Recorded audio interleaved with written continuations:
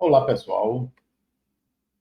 É um prazer estar com vocês para a gente poder conversar e, se possível, trocar ideias a respeito hoje de crise, as crises. O que é que representa uma crise? É sobre isso que quero conversar com vocês, porque crises tem de todo tipo. Tem crise pessoal, crise familiar, crise institucional, crise empresarial, crise nacional, e a gente está vivendo um tempo de crises graves pelo mundo todo, e que a gente precisa refletir um pouco a respeito do que está acontecendo, tanto do ponto de vista individual como do ponto de vista coletivo também. Mas antes, vamos para a nossa vinheta e já já a gente volta.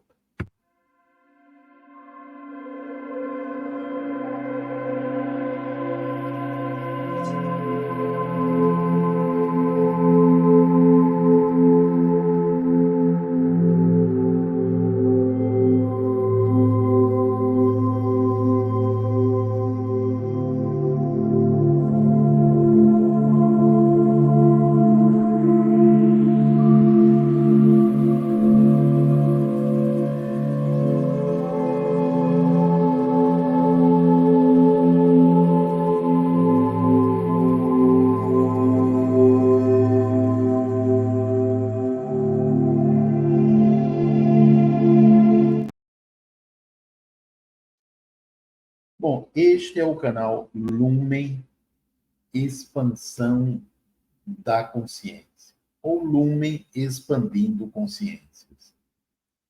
E o nosso objetivo é trazer temas vinculados à psicologia, à saúde mental, ou de uma forma geral, ao bem-estar, temas que possam proporcionar reflexão sobre o nosso funcionamento e que nos auxiliem a mudar para melhor. Então, o tema de hoje ele diz respeito a isso. A crise e sua função. O que é a crise? A crise é um momento particular, seja da vida de um indivíduo, de uma empresa, de uma coletividade, de uma nação, onde uma espécie de explosão, uma situação vem à tona de uma forma intensa, aguda e que produz algum tipo de sofrimento. Vamos ficar mais do ponto de vista individual, ok? Porque aí facilita a gente conversar. Mas, do ponto de vista coletivo, a gente está vivenciando inúmeras crises. Uma guerra é uma crise. Quando a situação não é resolvida, não é compreendida e não é resolvida, ela pode, inclusive, se cronificar numa das etapas da crise. Não fica aguda, mas se cronifica.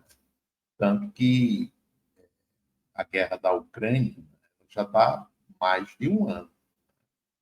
E a gente vai aí para outras guerras, guerras declaradas e guerras não assumidas, né? Como as que ocorrem aqui no Brasil, em outros países, né? Entre o Estado e grupos de criminosos. São crises também, de certa forma já crônicas, né? Mas que de vez em quando agudizam, como agudizou no Rio de Janeiro há 2 dias atrás. Mas do ponto de vista individual ou coletivo, mas vamos ficar neste, a crise ela pode representar tanto perigo como oportunidade. Perigo porque se configura uma alteração do campo emocional, do campo físico, do emocional e físico, do mental do indivíduo. Por exemplo, um ataque de pânico, né? É uma crise.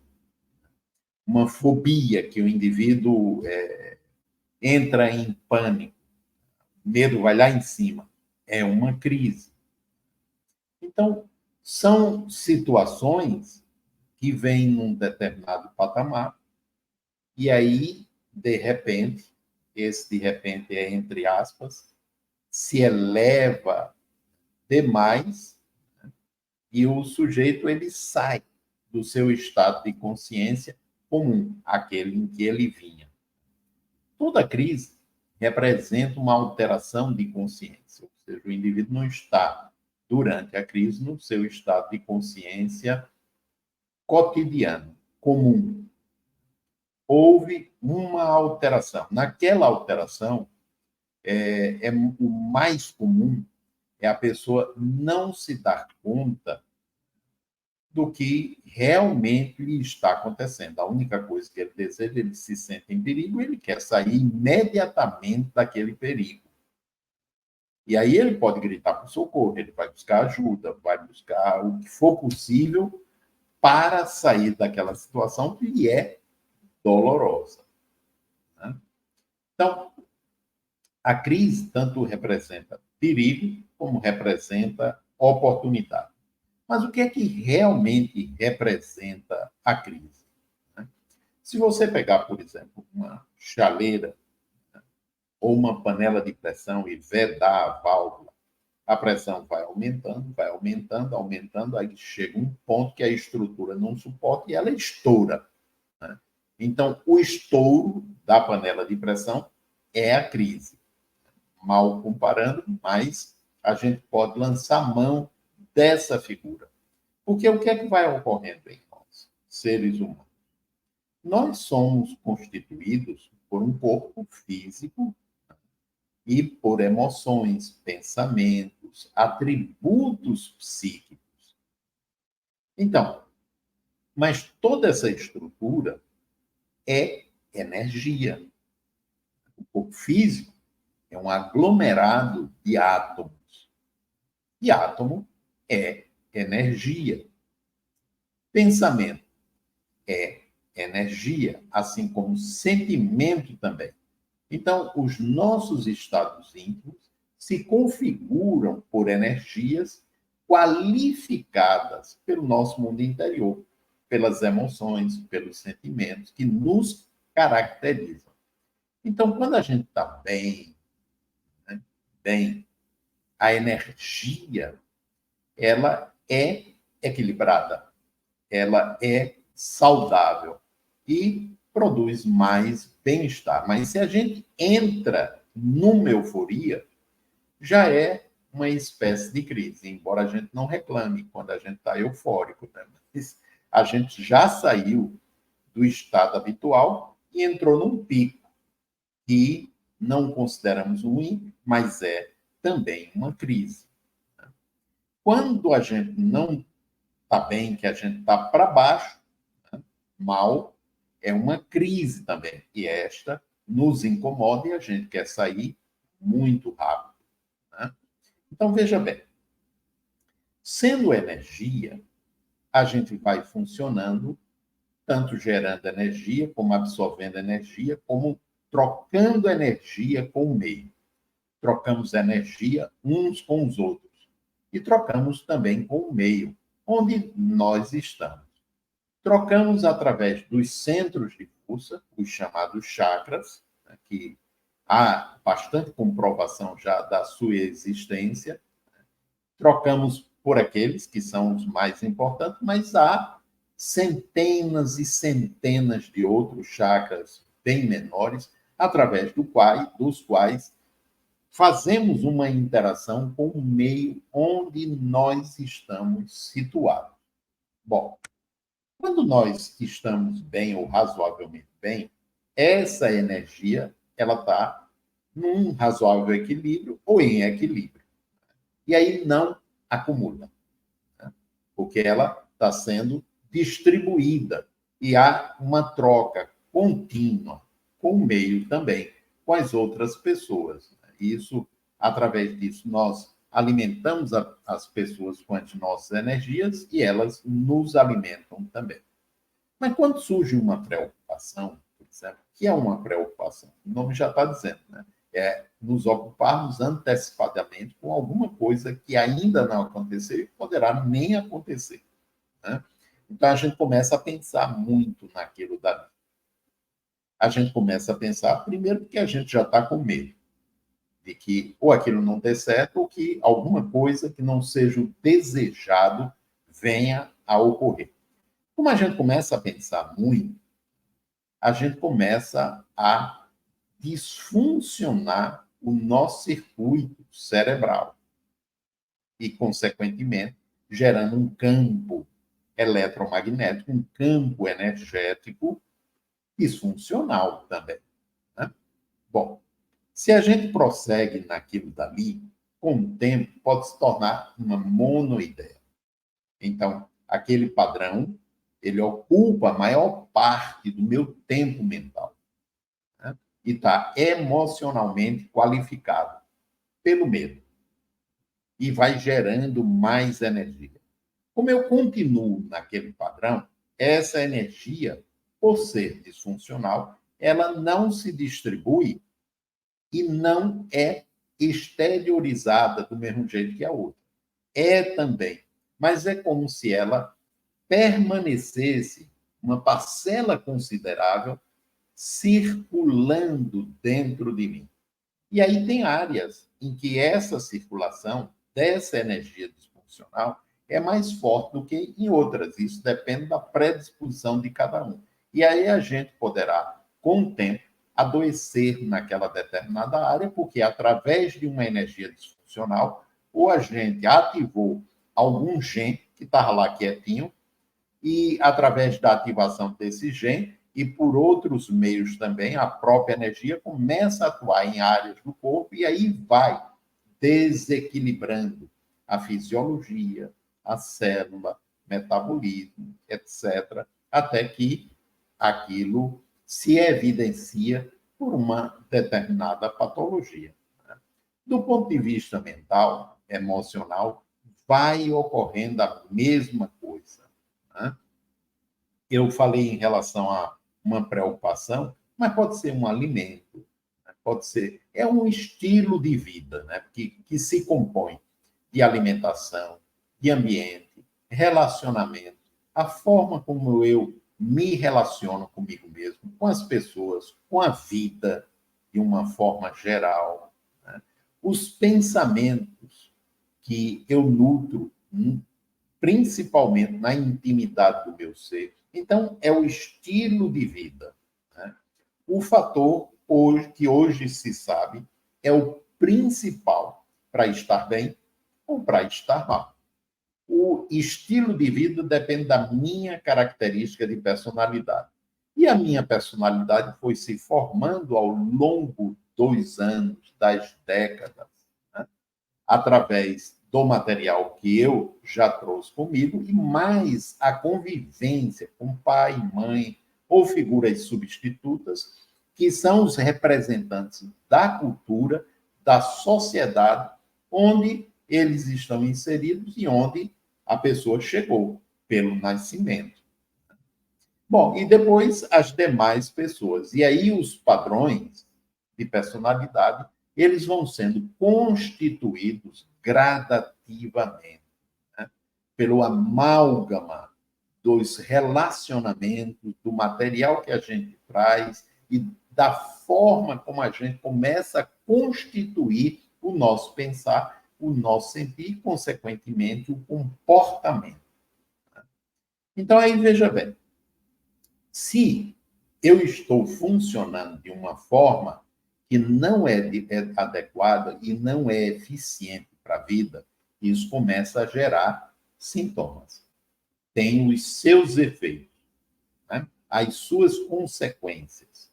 Essas consequências, elas vão se avolumando com o passar do tempo, meses, anos ou décadas. Então, se avolumando, geram mais consequências. Essas consequências, elas também se constituem num mecanismo de alarme que o sistema, que é a totalidade do meu ser, utiliza para chamar a minha atenção. E quando eu digo a minha atenção, é da parte superficial do meu ser, o ego, a parte consciente, aquela que recebe o nome, Gerardo, Alberto, etc. Então, é para chamar a atenção dessa parte.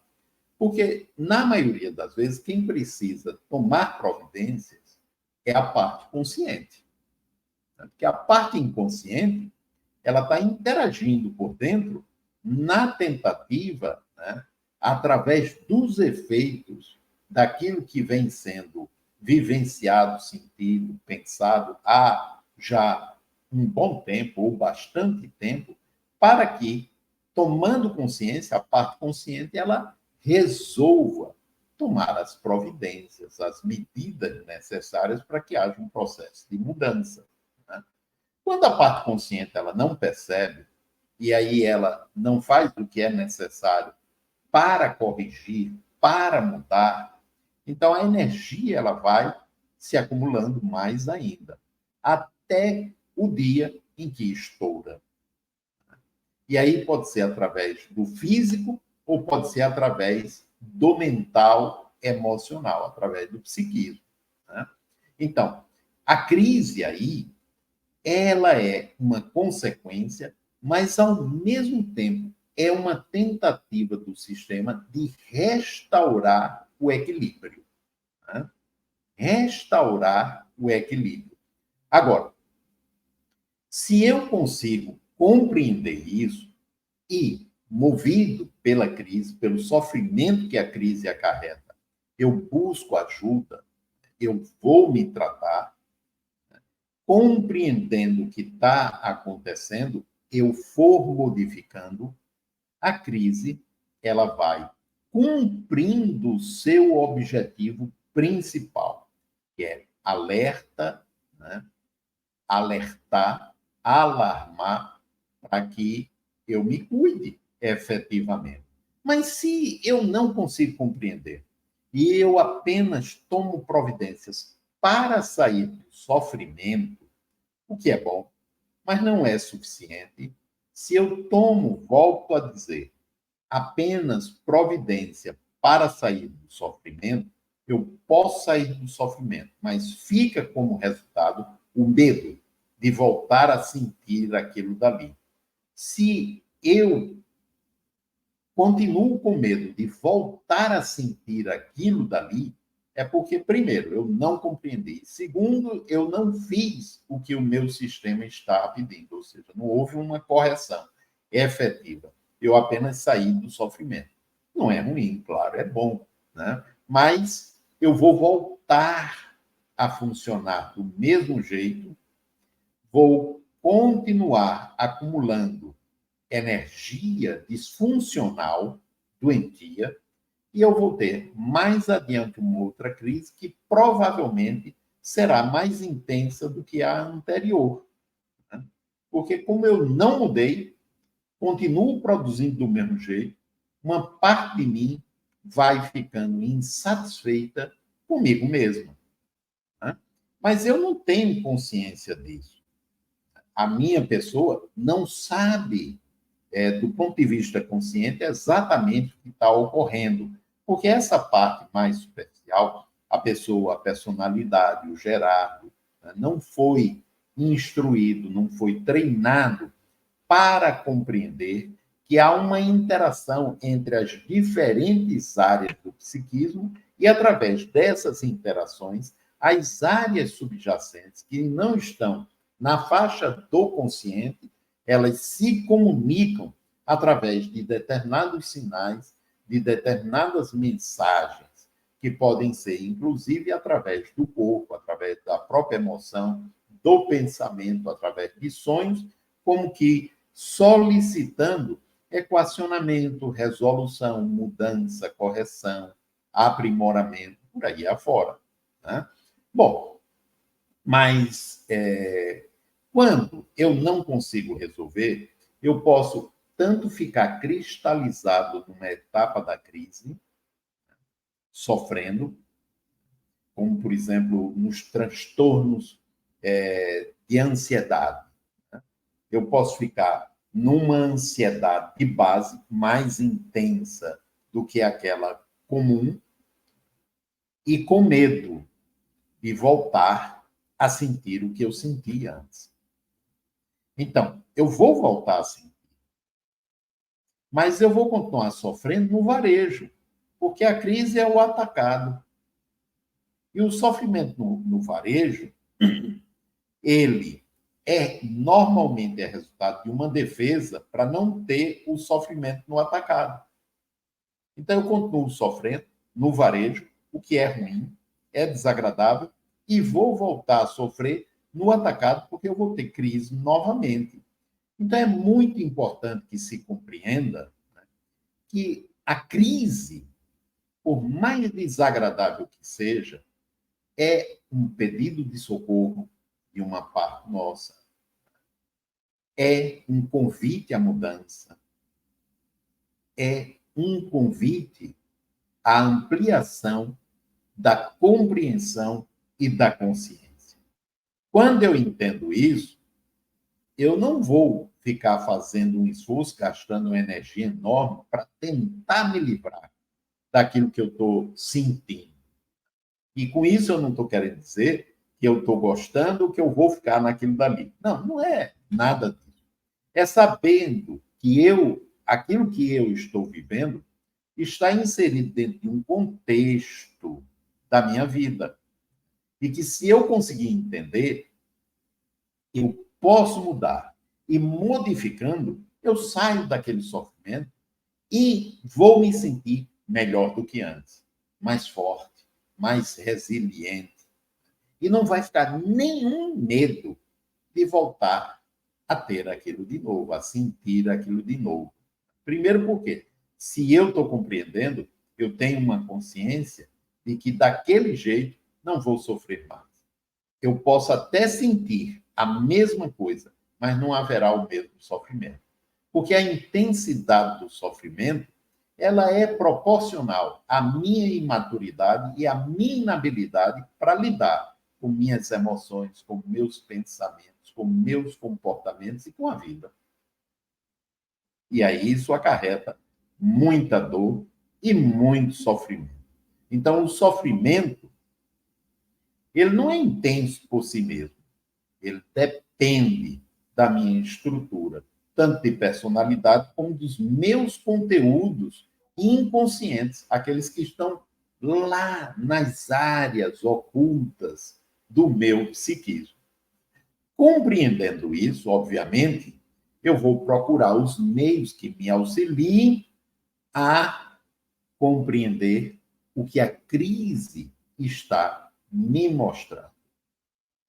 E aí eu estou aproveitando a oportunidade e eu estou saindo da faixa do perigo, porque eu já não vejo mais aquilo como perigo.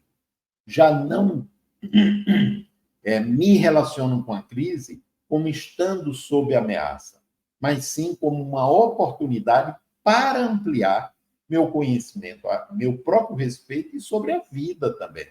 Porque quanto mais a gente se conhece, quanto mais a gente se compreende, melhor a gente compreende a vida e as demais pessoas. Né?